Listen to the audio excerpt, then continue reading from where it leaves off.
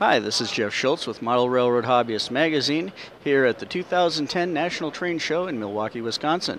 We're over at the SoundTraxx booth with Jared Ireland of SoundTraxx, who's going to introduce us to some of the new and re-released Blackstone HOn3 products. Jared? Okay, so what we have here that's new to show this year, some products that we've actually had announced for a little while and we're pretty excited to see come out the pipeline is our new C19 that'll be out this winter. Brought two versions here at the show. The front one that you'll see up here is the RGS 40 as it appeared out on the Rio Grande Southern. The one right behind it is the 345 for the Rio Grande in the configuration for the Durango switch engine as it appeared up till the end before it got painted for a movie and blown up. The two tank cars right behind it are our narrow frame UTLX tank car and our Gramps style frameless tank car. Those are both coming out this fall, later in the fall. And behind that, next winter, our release of a car we're really excited about, the Jackson Sharp passenger coach. And you'll notice right behind it is actually the car with the shell taken off. This is the full interior. It will come with all the correct seats, the stove, and the restroom and water cooler are all in the car. So it'll be a pretty complete car to see. It'll be available in two paint schemes, the Pullman green as well as the original Silverton train in the grand gold with the double stripes and the silver trucks. Another new product we have this year is we're now offering 3-packs of flat cars and high side Gons. Just a few examples of those right here. So quite a bit coming out in the Blackstone world, really trying to grow HOn3. So does living in Colorado kind of give you guys a special inspiration for this sort of thing?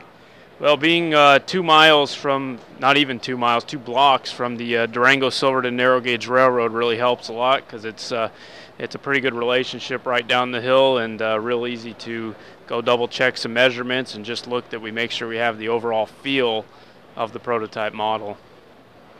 All right. I understand you've got one last product here new at the show, a soundless motor decoder that's effectively a soundless tsunami. That's correct. We actually did announce at the show this weekend motor decoders. The premise being you can take and plug these in, install them in your non-sound units. So for example, if you have an ABBA set and you want to put sound in 2 of them and not put sound in 2 of them, it gives you a nice option because you have the same software that's found in the Tsunami in these decoders. They do have full back EMF as well as the hyperlight lighting features, so it makes it real easy to speed match the models. They'll initially come in 4 board formats. All right. This is Jeff Schultz with Model Railroad Hobbyist magazine, and anybody who started up a new sound-equipped locomotive for the first time knows exactly how loud they are. Well, the Athearn turbine is a model of a locomotive that deserves to be that loud.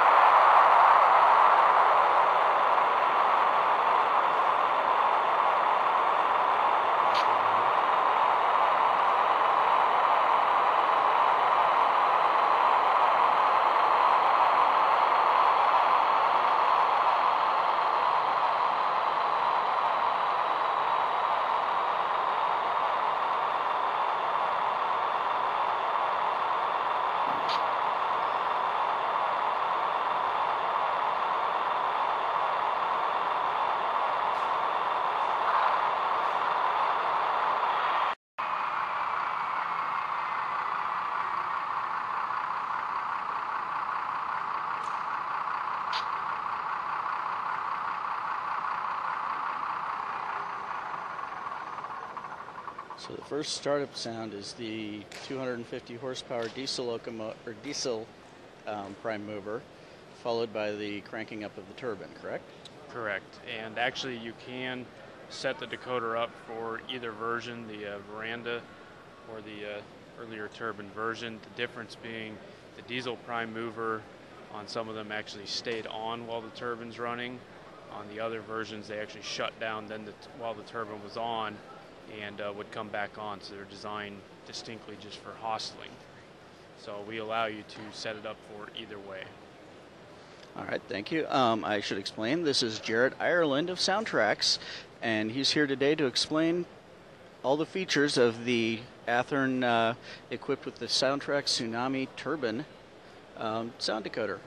Well, it's actually one where you do add the sound yourself because it is in their ready to run, not their Genesis line, but so it will work in any gas turbine model as well, not just the HOn3s. There's actually 5 modes of operation, with the idea being everything from completely automatic to trying to set it up as prototypical as possible, meaning that there's speed limiting on the diesel prime mover, so you can use it for just hostling. Also, you can have where you have to slow down and then turn on the turbine itself. We did a lot of extensive research, actually granted access to the original turbine manuals, read about how to operate them, got in contact with some people that used to service and maintenance and run gas turbines out of Ogden, Utah, and through discussions with them, they kind of helped us out with how do you match the software to it. So it is its own unique tsunami. It's actually a gas turbine tsunami. It's not a diesel tsunami, so it has its own setup, and it does still have completely automatic as well as I guess you could call it manual notching mode, although it's a little different. The turbine really didn't have a big variance in RPMs. It was pretty much on the higher end. There was only about 1,000 RPM difference between idling and running at full because it's just like a jet engine. There isn't much range there, but you can increase and decrease that sound. There's also a semi-automatic mode where you can have the diesel on and then go ahead and turn on the turbine with a function key independent. So it allows you to hostle your engine, then turn on your turbine when you hook to your train, and away you go. They're pretty incredible pieces of machinery. We really enjoyed doing the research on these models.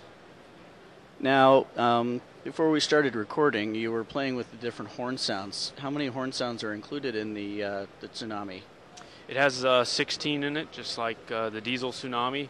So it does have all the prototype horns you'd find on the turbine, such as Wabcos, but also some other choices, just if you like to customize it to be your own railroad, that's also an option. So also does have the dynamic brake features where you can do it several different ways. You can run it where the dynamic just comes on as a function. You can run it where the turbine idles down, then goes into dynamic brake mode, or you can actually even set it up where the turbine shuts down, then the dynamic comes on.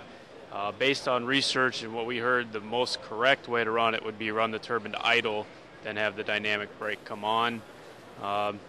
There has been some literature posted that said they would shut the turbine off, but after talking to quite a few people that worked on them, they said you wouldn't do that because it can take about 15 minutes to get the thing started again. And so we decided to give the modeler the choice, but ideally you'd want to have it go to idle and then turn on the dynamic brake, not shut off. Okay, and as I understand it, there's actually 2 startup modes in this decoder.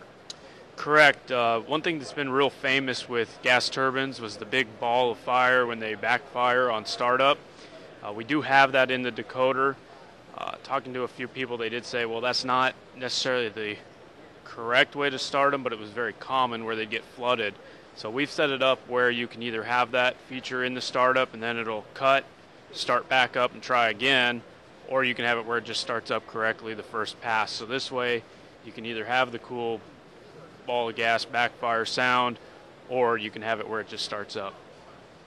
All right, thank you. Let's go see some of your other products. Sounds good. Thank you very much. And this has been Jared Ireland of SoundTraxx, and I'm Jeff Schultz of Model Railroad Hobbyist Magazine, reporting live from the Milwaukee National Train Show 2010. Thank you.